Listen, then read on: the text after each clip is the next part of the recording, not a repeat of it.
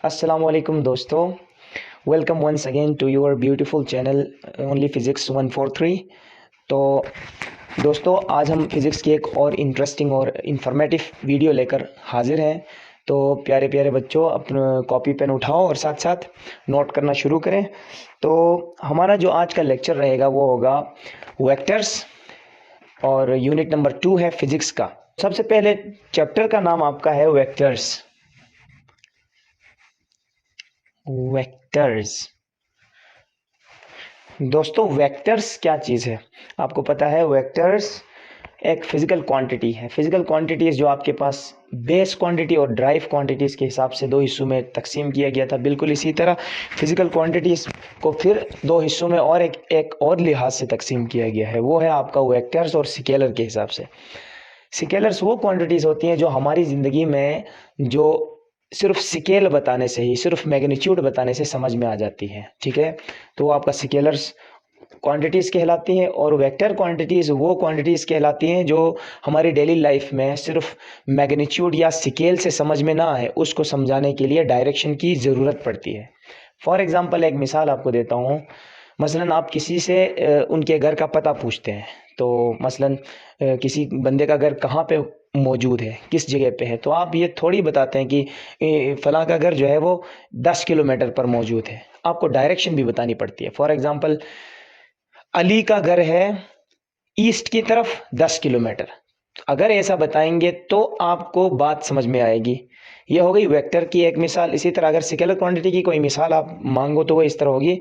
For example, आप shopkeeper के पास जाते हो, जाके सीधे सीधे आप कहते हो कि मुझे 2 kg राइस तोल के दो। मतलब डायरेक्ट वो तोल के आपको बताता है, आप सिर्फ मैग्नीट्यूड बताते हो। जैसे मैंने मिसाल दिया 2 kg राइस, इसके अंदर जो 2 kg आता है वो आपका आता है स्केल, यानी सिर्फ मैग्नीट्यूड। तो वो समझता है और आपको जो है वो मेयर करके आपको दे देता है। तो इसी तरह दो चीज़ें हो गई फिजिक्स के अंदर, एक वेक्टर क्वांटिटीज़ और स्केलर क्वांटिटीज़। तो हमारा जो यूनिट रहेगा वो वेक्टर क्वांटिटीज़ के ऊपर रहेगा।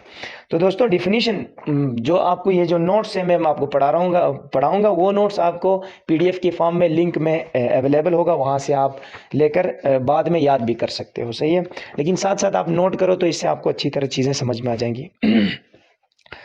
तो डिफिनीशन वेक्टर्स की होगी, all those physical quantities which need both magnitude and direction to understand them. समझ आ गई?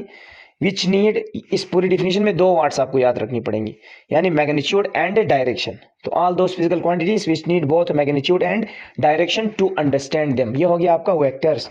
For example, vector is like a treasure map. Vector एक खजाने की चाबी की तरह है। मसलन खजाने की चाबी आपको ये बताती है, यानी वेक्टर आपको ये बताता है कि खजाना कहाँ पे मौजूद है और उसकी डायरेक्शन किस तरफ है। सही है, कितना दूर है ये मैग्नीट्यूड और किस तरफ है ये डायरेक्शन। ये एक छोटा सा मिसाल था। तो इसके बाद हमारा पहला जो टॉपिक रहेगा वो होगा रेक्टेंगुलर कंपोनेंट्स वेक्टर का। Rectangular components.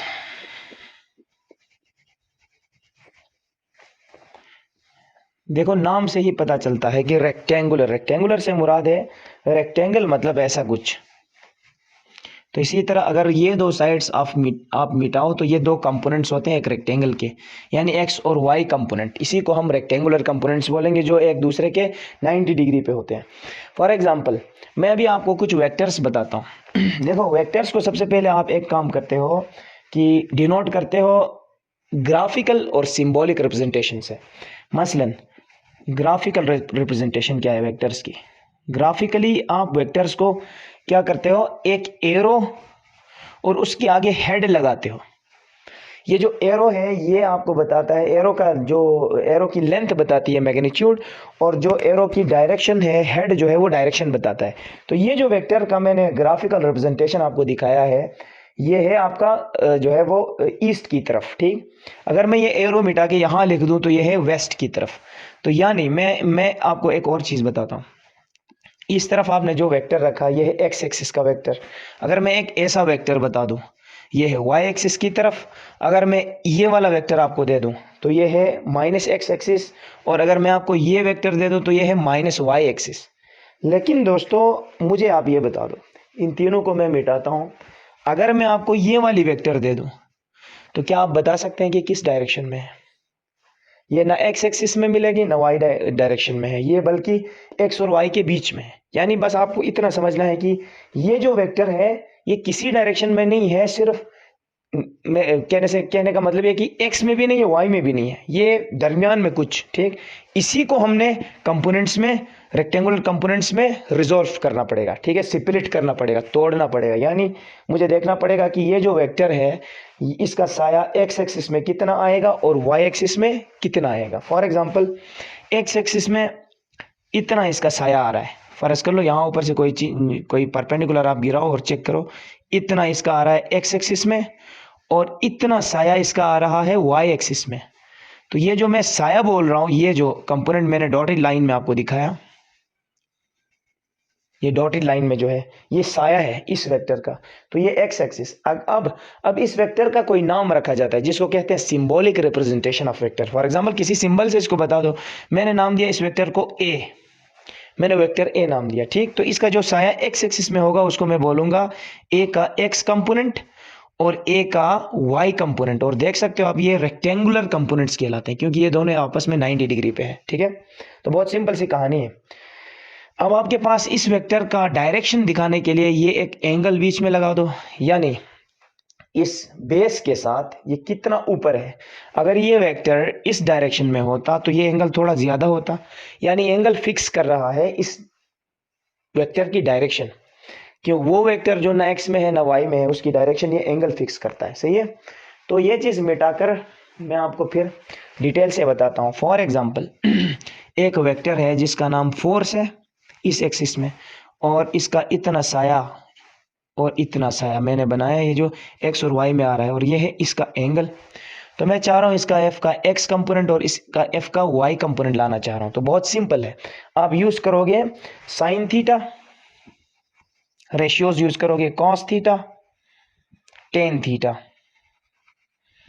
ये तीन चीजें आपको इसके बारे में बताएंगे डिटेल से। फॉर एग्जांपल रैंडमली आप चुपचाप साइन थीटा आप बता दें। मसलन देखिए साइन थीटा, अगर आप साइन थीटा लाना चाहते हो तो सलीम, मैं आपको एक फॉर्मेट बताता हूँ जिससे आप सबको क्लियर हो जाएगा कि sine theta, cos theta, tan theta किसके बराबर है। Sine theta equal to perpendicular divide by hypotenuse. Perpendicular और हाइपोटेन्यूज का रेशियो साइन थीटा नाम कहलाएगा, और अगर रेशियो आपका हो बेस और हाइपोटेन्यूज का तो वो कॉस थीटा कहलाएगा। अगर परपेंडिकुलर और बेस का हो तो वो कहलाएगा टेन थीटा। अब बाज़ लोगों को ये चीज़ याद नहीं होती है तो उनके लिए एक आइडिया देता हूँ। देखो एक बंदा है जिसका नाम है सलीम, ठीक, उसके हिसाब से आप बताओ तो सलीम परे हट, कुर्सी बीगी है, टाट पर बैठ। यानी मैं ये बताना चाह रहा हूँ कि सलीम एक लड़का था, वो कुर्सी पे बैठने आया, तो आपने क्या क्या बोला उसको कि सलीम परे हट, कुर्सी बीगी है और टाट पर बैठ। देखो सलीम परे हट का मतलब होगा sine theta equal to perpendicular और हाइपोटेन्यूज, कुर्सी बीगी है का मतलब होगा cos equal to base upon hypotenuse, टाट पर बैठ का मतलब होगा tan theta equal to perpendicular और बेस। तो ये सेंस आपने ये सेंटेंस नोट कर लेना, ठीक है। सलीम परे हट, कुर्सी बीगी है और टाट पर बैठ। ये चीज आप नोट कर लो ताकि आपको ये हमेशा पूरी लाइफ के लिए याद हो जाएगा, सही है। अच्छा, तो ये थे रेक्टेंगुलर कंपोनेंट्स। तो इसमें हम अभी पुटिंग करते हैं अपने अपने वेक्टर के हिसाब से, इसमें वैल्यूज पुट करते हैं। फॉर एग्जांपल परपेंडिकुलर आपके पास होगा एफ वाई। देखो तो हर एंगल का सामना उसका परपेंडिकुलर होता है, तो इस थीटा के सामने ये वाला खड़ा जो एफ वाई है वो उसका परपेंडिकुलर, तो मैं पी मिटा के यहाँ लिखना चाहूँगा एफ वाई यानी परपेंडिकुलर। हाइपोटेन्यूज आपको पता है एफ है, सबसे लंबी साइड एफ। इसी तरह इधर बेस एफ एक्स पे आएगा, बेस में मिटा के लिखूंगा एफ एक्स। इसी तरह मैं हाइपोटेन्यूज की जगह मैं लिखूंगा फिर से एफ। और आपको पता है परपेंडिकुलर हमारे पास एफ वाई है और बेस हमारे पास है एफ एक्स। तो देखो यहाँ कुछ रेशियो सेट हो गई। मसलन इक्वेशन नंबर 1 आ गया, 2 एंड 3। इक्वेशन 1 को अगर मैं क्रॉस मल्टीप्लाई करूँ तो मुझे एफ वाई मिलेगा। एफ वाई 1 जार यहाँ मैं करता हूँ, ठीक है। F Y is equal to F multiply by sine theta, cross multiply किया हमने, ठीक है। एफ साइन थीटा ये था आपका वाई कंपोनेंट। कंपोनेंट, जो रेक्टेंगुलर कंपोनेंट्स हम निकालें, कंपोनेंट्स यानी इज्जा, टुकड़े, ठीक है, ये कंपोनेंट्स यानी जुज, जो इस बड़े वेक्टर के जुज, एक ये जुज है एक्स एक्सिस में और ये वाई एक्सिस में, यानी कोई ऐसी वेक्टर जो ना एक्स में है ना वाई में, उसके एक्स और वाई में कितना कंपोनेंट आ रहा है उसको देखने को रेक्टेंगुलर कंपोनेंट्स बोलते हैं। तो इसी तरह इक्वेशन नंबर 2 में से मैं क्रॉस मल्टीप्लाई अगर करूं, एफ एक्स वन जार F X is equal to F multiply by cos theta, F cos theta, ये आ गया आपका एक्स कंपोनेंट, सही है, एंगल पे डिपेंड करता है और हाइपोटेन्यूज पे डिपेंड करता है। इसी तरह मैं ले लूं अगर टेन थीटा का क्रॉस मल्टीप्लाई, या फिर इसका क्रॉस करने की जरूरत ही नहीं है, आपके पास कंपोनेंट्स आ गए हैं, अभी एंगल फाइंड करना है। एंगल फाइंड करने के लिए देखो, एंगल फाइंड करने के लिए यहां से एंगल यहां रख लो, टेन थीटा को उधर शिफ्ट कर दो तो टेन इनवर्स में जाएगा। फॉर एग्जाम्पल इक्वेशन नंबर 3 को मैं इधर लाता हूं, थीटा मैंने इधर रखा, टेन को उधर शिफ्ट किया, ये अपनी जगह पे है, मसलन F Y upon F X अपनी जगह, ये अपनी जगह पे है, और टेन को उधर शिफ्ट किया तो आएगा टेन इनवर्स। तो बच्चों ये थीटा है, यानी आपने थीटा भी बता दिया, एफ एक्स भी बता दिया, एफ वाई भी बता दिया।